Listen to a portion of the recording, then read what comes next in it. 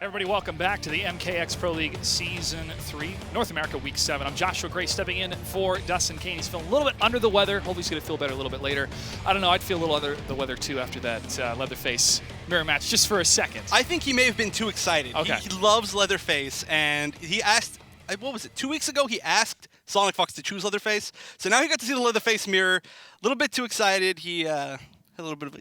There's a lot to stomach, pardon the pun.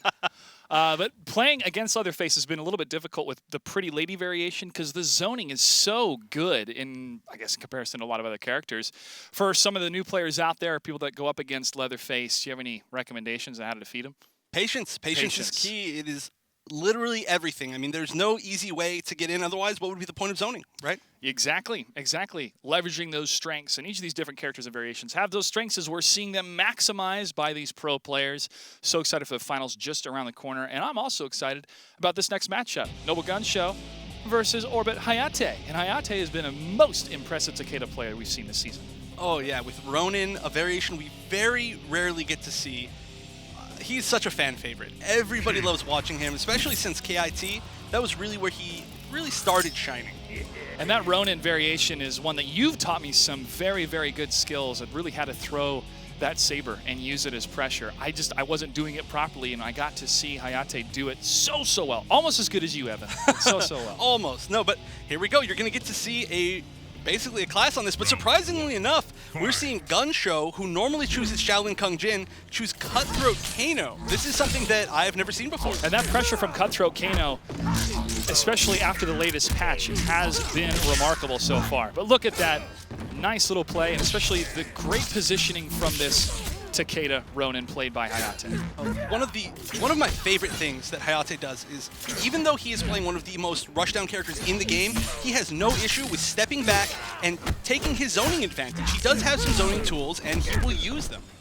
I mean, that's really a mark of a top player. Definitely. To know how to use all of your tools, regardless of how good or not good they are.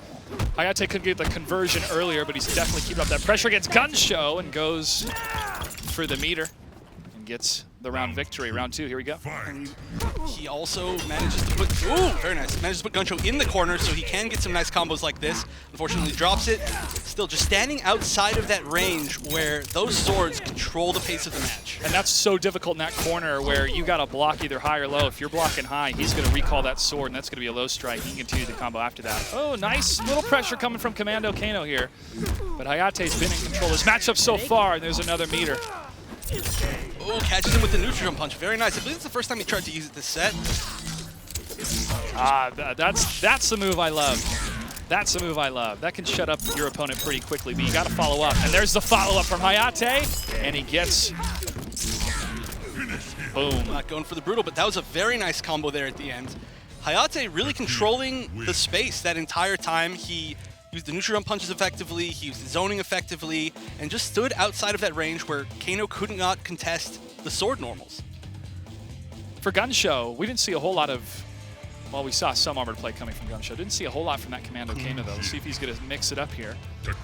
Cutthroat Kano, excuse me. And it looks like he's just going back to his main. Yep, going back to the main. It was an interesting choice going to Kano, but we really didn't get to see too many of Cutthroat Kano's strengths in general. He does have a damage buff that he can cancel off of normals and keep him at a huge advantage or continue a combo for huge damage. So, I mean, the problem there was he just never had a chance to start his offensive. He didn't have any momentum. Pay attention to the chakra coming from the Shaolin variation of Kung Jin here, played by Noble GunShow. That's going to hopefully do a lot of damage at range and set up some combos. And one of the best things about that is that it is a better zoning tool than Ronin has. So now GunShow is the one who can control the spacing. Nice 29% damage combo coming from Hayatei, but there's an answer coming from GunShow, keeping up that pressure, but leaves himself open. And GunShow cannot continue with the combo. Still keeping up that pressure and pushing to the corner. Freestanding. Oh, gonna go for the full combo, trying to get the kill here. Good usage of meter. Now, Hayatei had a bit of a better fight that round, trying to download some of the moves from GunShow. Oh, there's one of them. Doesn't go for a full combo. GunShow hasn't gone really for many full combos, just the string into the hit, which is a good amount of damage for Shaolin, but still, he could be getting a little bit more, and he does have a lot of meter. Although I do anticipate that he is trying to save his meter for armored attacks just like that, which is totally going to change the momentum. Oh, that recall, yep. That launched him so high in the air. I've never seen it hit anybody that high. That was strange. And that can continue to juggle when you enhance it using meter. The blade recall, and there's Takeda keeping up that pressure in the corner. GunShow's in some trouble. Good blocks. Help. Ooh, whiff punishes the down one, but he didn't get the full combo off of it, and just clipping him with the 4-3 for the kill. And wow, I just don't see GunShow dealing with this pressure well enough. Now, Hayatei, we're not seeing a lot of conversions with some of his hits, but he's able to keep striking and keep on the offensive, and that's pushing his opponent to the corner. And once he has him in the corner, that blade recall was gorgeous, as you saw before, and that's really making a difference here. That was. It came out so fast. And yeah, there aren't a lot of huge conversions by Hayatei in a lot of situations, but I believe that that is an intentional choice, which is, you know, something that people will do a lot with pressure characters like Ronin. Just take him to the corner, control the game the whole time, get a little bit less damage, but, you know, keep the pace of the match in your favor. Fight. All right, so going back to Cutthroat Kano, that did not work out at all for him, but I just have never seen him play this character. I'm very interested here. Yeah, the reflect coming from Takeda when he throws those knives. Hayatei is reading what's happening, and look at that overhead, straight into the blade. And nice armor. Gonna continue to punish.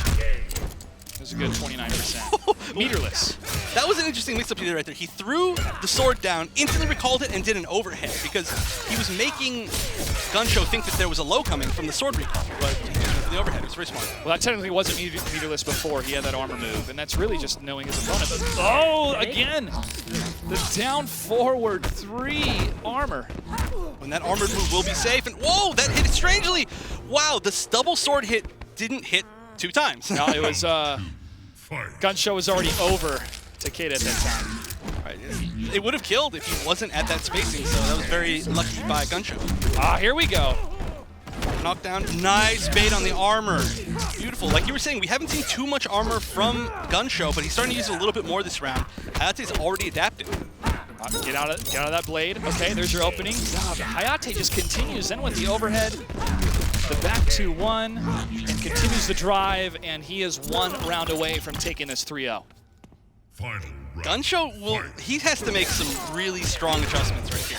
Oh, and there we go. That's the first time we've seen him successfully hit a mix-up, which is the biggest strength of Cutthroat Kano. 11 hits, 38%. That is going to put a mark against Takeda. Oh, however, uses that armor to no avail, but goes for the high attack, then the low. One of my favorite attacks coming from Cutthroat Kano.